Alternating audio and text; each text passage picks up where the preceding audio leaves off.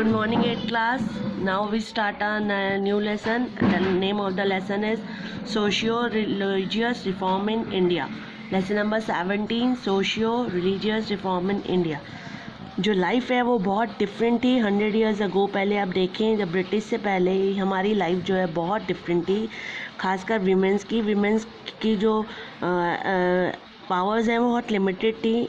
Women's के पास education नहीं होती थी, उनको छोटी छोटी एज में बहुत ही ये कह लीजिए 13 या 14 या 12 की एज में उनको मैरिज कर दिया जाता था। और दे कंसिडर इन्फीरियर, यानी मैन की तुलना फीमेल्स को बहुत बुरा व्यवहार किया जाता था, उनको बहुत इन्फीरियर समझा जाता था। दे वर फोर्स टू प्रैक्टिस। हमारे समाज में बहुत सारी बुराइयां थी, इनमें से एक थी सती सिस्टम। उसके अलावा no right to choose their husband, उनको अपना हस्बैंड चूज़ करने का अधिकार नहीं था, और अपने फादर की प्रॉपर्टी में भी कोई राइट नहीं था। जबकि मैन 1 से ज़्यादा वाइफ रख सकता था। 18th सेंचुरी में एक और हमारे यहाँ बहुत बुराइयाँ थी, बहुत सारी इविल्स थी, जैसे कास्ट सिस्टम, कास्ट के नाम पर भेदभाव किया जाता था। पर्दा सिस्टम, यानी लेडीज़ को पर्दा करना पड़ता था। फीमेल इन्फेंटिसाइड, यानी बेबी होते ही बेबी को मार दिया जाता था। पीपल जो हैं वो मेंस को सुपीरियर और विमेंस को इन्फीरियर समझते थे। इसके अलावा लोग एक दूसरे से डिस्क्रिमिनेशन करते थे सोसाइटी में, छोटे लोगों को बहुत छोटा बिहेव किया जाता था, उनके साथ भेदभाव किया जाता था। मॉडर्न एरिया जो आज का टाइम है, उन्होंने ट्रांसफॉर्म किया वुमेंस को, सोसाइटी में उनका स्टेटस बढ़ाया। From being just restrict to home they are now, अब उनको ऑल स्फीयर, चारों तरफ हर एक्टिविटी में उनको बराबर अधिकार मिल रहा है। जैसे हम लोगों को प्रॉपर्टी में भी अधिकार है, मैरिज करने के लिए हम अपने आप हिसाब से अपना हस्बैंड चूज़ कर सकते हैं, जबकि पहले ऐसा नहीं था। दे आर एजुकेटेड, अब उनको एजुकेशन का भी अधिकार है, वो जितना पढ़ना चाहें पढ़ सकती हैं, पर पहला ऐसा नहीं था। पहला लोगों को क्या कहते हैं, लेडीज़ को ये सब अधिकार नहीं थे। इसके लिए बहुत सारे रिफॉर्मर्स हैं, समाज सुधारक हैं, जिन्होंने समाज को सुधारने में हमारी मदद करी। सबसे पहले आता है reforms and reformist during the first half of the 19th century. जो 19th सेंचुरी का फर्स्ट हाफ है, उसमें बहुत सारे रिफॉर्मिस्ट आए सामने, जैसे पर्टिकुलर मेन स्टेट्स हैं बंगाल, महाराष्ट्र और साउथ।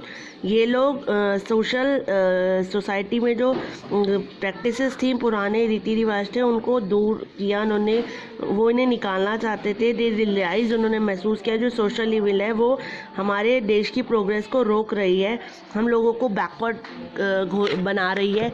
इसीलिए टू ट्रांसफॉर्म द सोसाइटी को सुधारने के लिए बहुत सारे इंडियंस सोशल रिफॉर्मर्स सामने आए, जिन्होंने सोसाइटी के बेटरमेंट के लिए काम किया। आज हम उनके बारे में पढ़ेंगे। सबसे पहले आता है ब्रह्मो समाज। ब्रह्मो समाज, राजा राम मोहन राय इन 1828 फाउंडेड द ब्रह्मो समाज। राजा राम मोहन राय का जन्म 1828 कैलकाटा में हुआ था। इन्होंने ब्रह्मो समाज स्टार्ट किया, जिसको बाद में ओरिजिनली तो इन्होंने ब्रह्मो सभा स्टार्ट करी थी, जिसका नाम चेंज होकर बाद में ब्रह्मो समाज हुआ। इनके जो व्यूज़ थे वो बहुत ही, उन्होंने हिंदू सोसाइटी को हेल्प किया प्रोग्रेस करने में। इनके views bitterly oppose by the orthodox, जो ऑर्थोडॉक्स पुराने हिंदू थे, कट्टर हिंदू, उनके खिलाफ थे। ये एक स्कॉलर थे, विद्वान थे, और इन संस्कृत लैंग्वेज में इनको पर्शियन, इंग्लिश, हिंदी, बंगाली सारी लैंग्वेज आती थी। इन्होंने इंटेंसिव स्टडी की थी क्रिश्चियनिटी से और अदर रिलीजन से। After them came to the conclusion, उन्होंने कंक्लूजन ये निकाला कि हिंदू सोसाइटी जो है उसको सुधार की बहुत ज़रूरत है।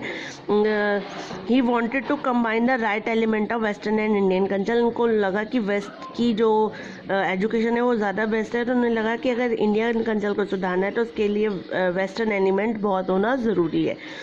Debendranath Tagore and Keshab Chandra Sen was active member, यानी देवेंद्रनाथ टैगोर और केशव चंद्र सेन वॉज भी ब्रह्मो समाज के एक एक्टिव मेंबर थे। सेकंड आता है आपका आर्य समाज। स्वामी दयानंद एस्टेब्लिश द आर्य समाज। स्वामी दयानंद सरस्वती ने एस्टेब्लिश किया आर्य समाज बॉम्बे में 1875 में। आर्य समाज जो है रिमार्केबल वर्क था in reforming the Hindu society and religion. Arya Samaj एक बहुत बढ़िया काम गए हैं रिफॉर्म हिंदू सोसाइटी को सुधारने के लिए। इट अपोज कास्टिज्म, ये खिलाफ था जाति कास्ट के नाम पर जो भेदभाव होता था, चाइल्ड मैरिज के, पॉलीगैमी, पर्दा कस्टम और सती सिस्टम की। और इन्होंने प्रमोट किया विडो रीमैरिज को, कि विडोज़ को भी दोबारा मैरिज करने का अधिकार है। Large number of education institute in India specially in North India have been established, यानी इनके द्वारा बहुत सारे इंस्टीट्यूट बनाए गए इंडिया में, specially in the North India में, establish by the Arya Samaj. These are Gurukul, इनको गुरुकुल कहा जाता था बॉयज़ के लिए, और कन्या गुरुकुल गर्ल्स के लिए, जिन्हें आज DAV स्कूल्स और कॉलेज कहा जाता है। Dayanand Anglo Vedic, yes. अब आता है वेदा समाज।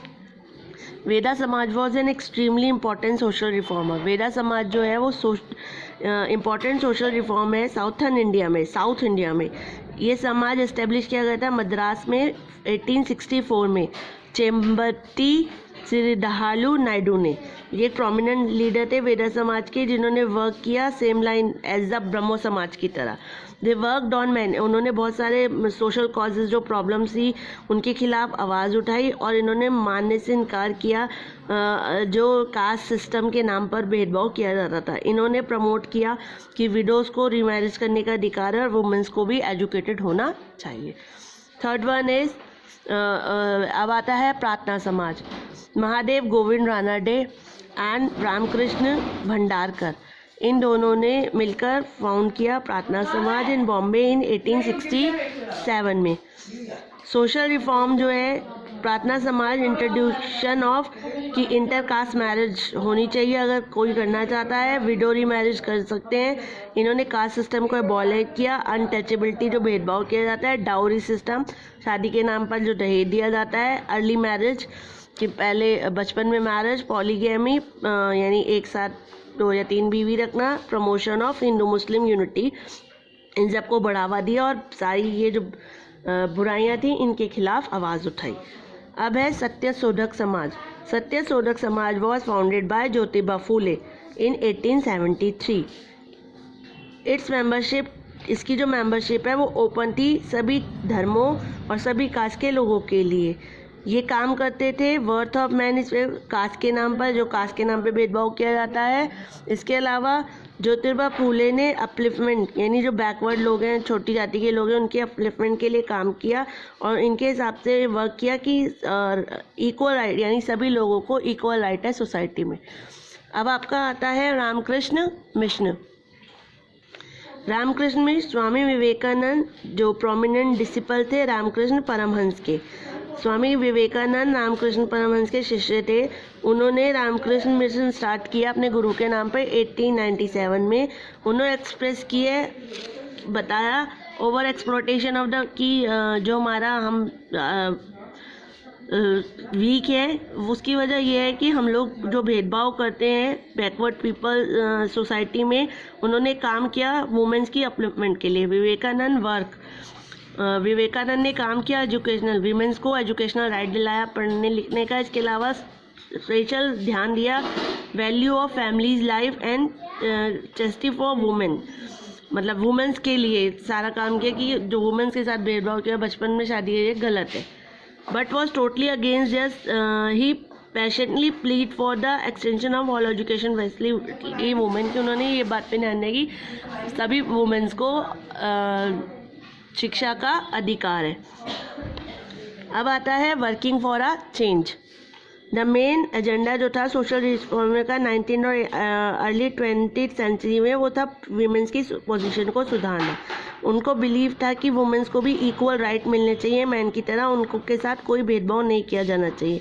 इसीलिए जो सोशल इविल्स हैं जो दूर हैं इनको हटाने के लिए उन्होंने गवर्नमेंट की मदद ली उस समय ब्रिटिश की, और बहुत सारे ऐसे लॉज बनाए जिसके वजह से विमेंस की हालत में सुधार आ सके, उस समय की हालत में सुधार आ सके। सबसे पहले जैसे सती सिस्टम। सती क्या होता था, जब एक हस्बैंड मरता, कोई आदमी मरता था तो उसके साथ उसकी वाइफ को जिंदा जला दिया जाता था, जिसे सती सिस्टम कहते थे।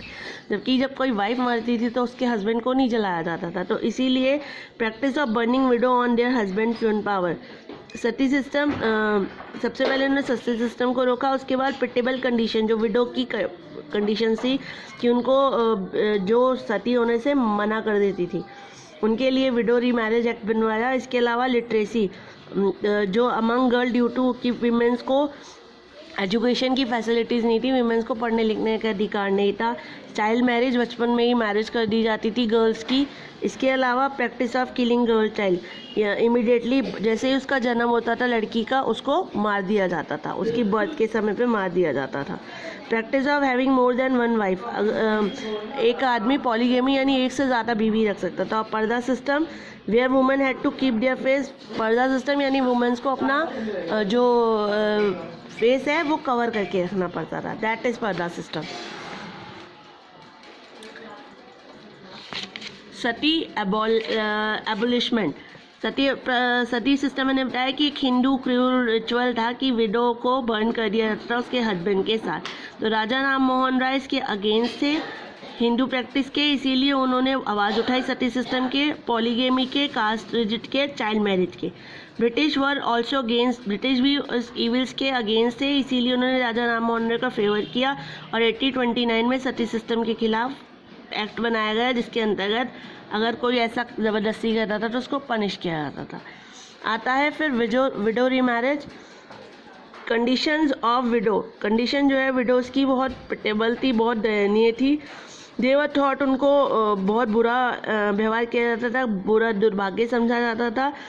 कोई भी घर में फेस्टिवल होता था, मैरिज होती थी, उनको एंटर नहीं करने दिया जाता था। तो